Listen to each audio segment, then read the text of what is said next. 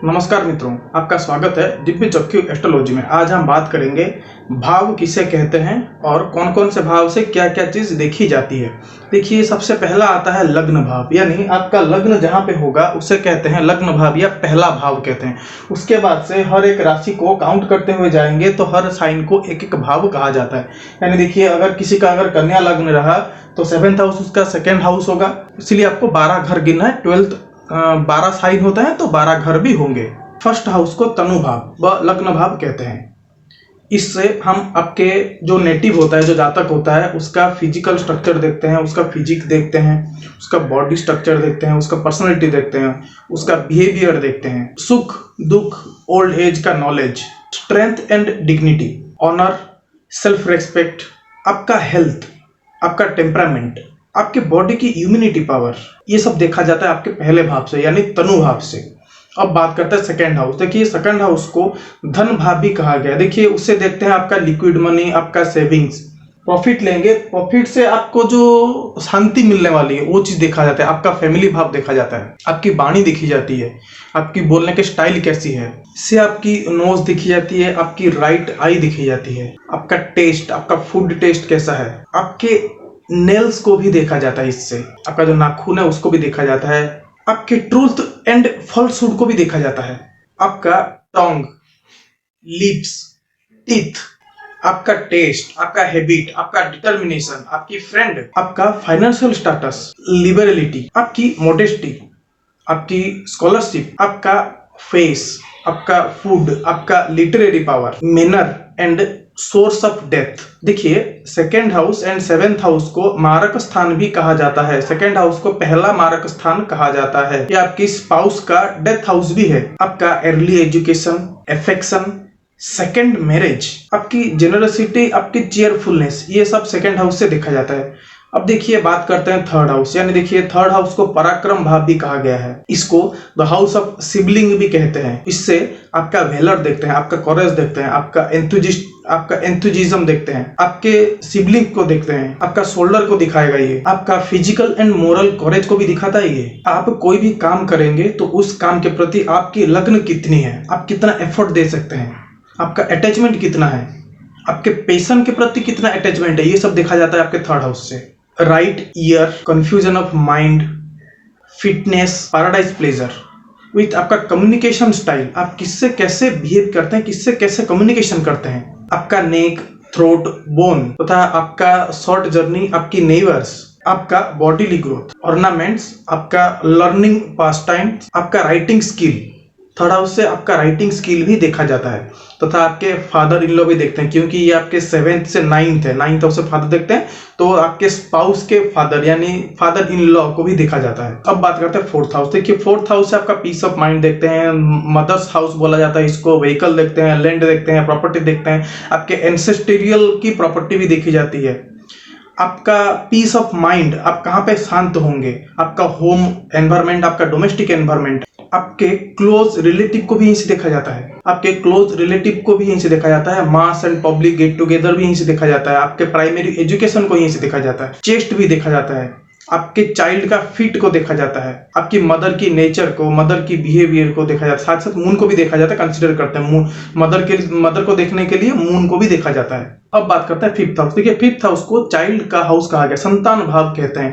इससे आप अपने एजुकेशन देखते हैं, आपके हायर एजुकेशन देखा जाता है, प्लस आपका संतान कैसे होंगे, क्या आपके संतान का भी देखा जाता है, प्रेगनेंसी देखते हैं, आपकी इंटेलेक्चुअल देखते हैं, आपके गुड बिहेवियर देखा जाता है, लाइक्स एंड डिसलाइक्स को भी देखा जाता है, आपका क्रिएटिव पावर, आपका फाइन आर्ट्स में आपका कितना इंटरेस्ट होगा, आपका क्रिएटिव नेचर, क्रिएशन, यानी आप जो संतान उत्पन्न करेंगे तो उसको आपको क्रिएशन ही करना है आपको, वो भी आपके फिफ्थ हाउस से देखा जाता है। प्रेगनेंसी भी यहीं से देखा जाता है। आपका लाइक्स एंड डिसलाइक्स भी देखते हैं, आपका मोरल वैल्यू देखते हैं, पूर्व जन्म में आपने कितना कर्म किया, पुण्य कितना किया, धार्मिक कार्य कितना किया, तथा इस जन्म के भी धार्मिक कार्य और आध्यात्मिक के ऊपर आपका कितना इंटरेस्ट है, वो भी फिफ्थ हाउस से ही देखा जाता है। फिफ्थ हाउस से ट्रेडिंग, शेयर मार्केट, हार्ट और हार्ट का निचला भाग और इंटेस्टाइन, आपका विजडम, आपका इंट्यूशन लेवल कितना है वो भी देखा जाता है। देखिए, इंट्यूशन पावर देखना अलग बात है और इंट्यूशन लेवल देखना अलग बात है।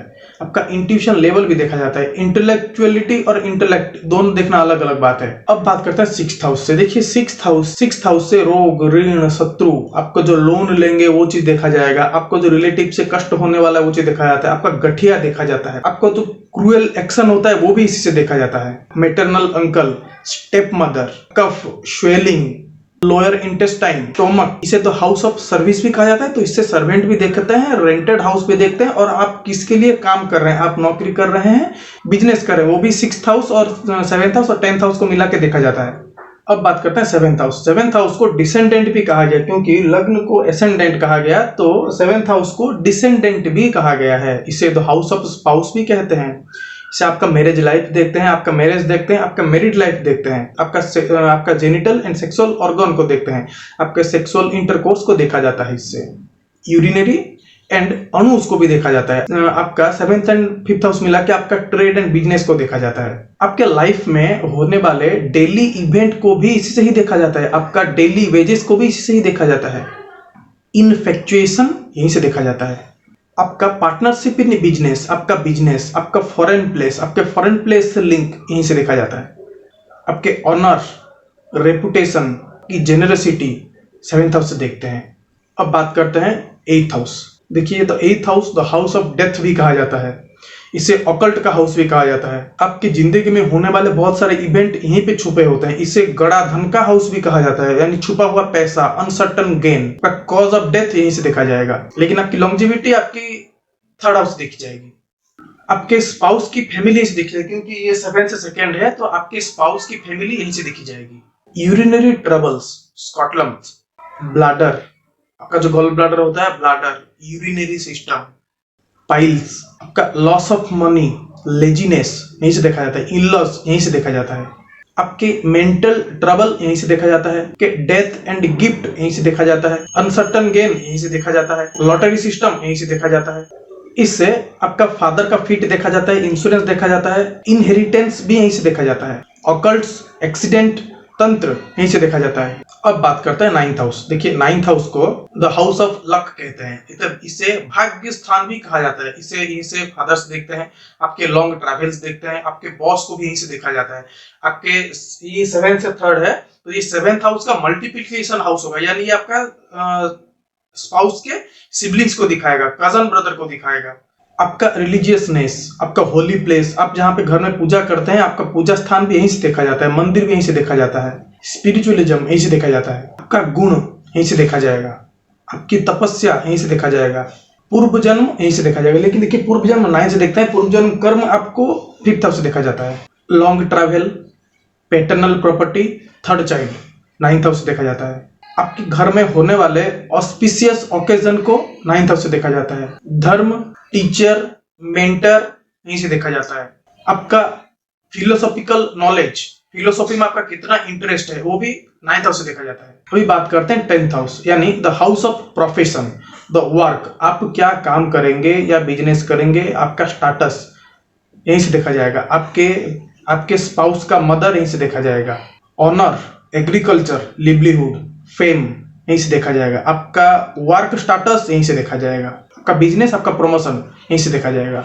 वोकेशन, एरिस्टोसिटी, आपका ऑक्यूपेशन यहीं से देखा जाएगा। आपका ट्रेड ऑफ बिजनेस यहीं से देखा जाएगा। ट्रेड ऑफ वर्क यहीं से देखा जाएगा।